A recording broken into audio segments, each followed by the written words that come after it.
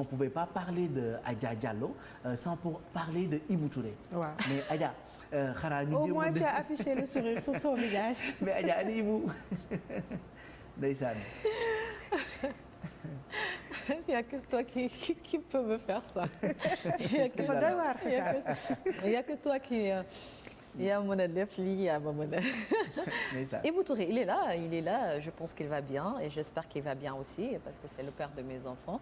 Et puis on a été ensemble et puis c'est fini.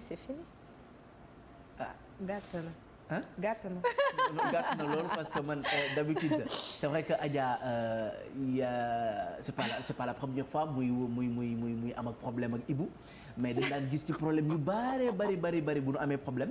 un mois deux trois mois ils vont se remettre. Est-ce qu'on peut attendre aussi. yëpp Ouzin Keita yi laay def léegi fii laay def. Est-ce qu'on peut attendre à ce que ñu gisaat leen en couple parce que sénégalais yi ñu ngi koy laaj. est-ce qu'on peut attendre à ce que yéen ñaar ngeen nekk. nga ne lan. ah xale yi ngi fi njaboot gi ngi fi dañ koo defaree ci star. non ñu ne mars li nag.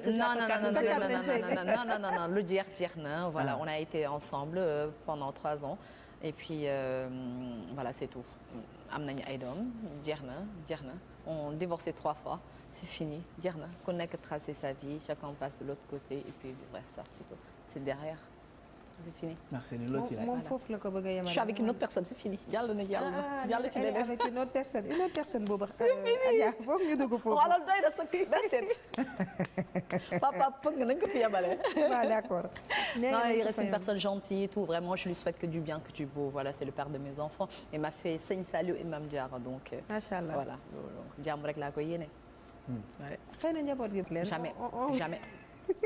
Adja du la door man lay door ci plateau. Adja lu tax nga naan jamais. mais jamais lu jeex na moi je suis une personne boo xam ne je suis comme ça je donne parfois je donne jusqu'à que les gens se disent ok elle est un peu cinglée cette fille tu vois mais quand je décide de dire non c'est bon next.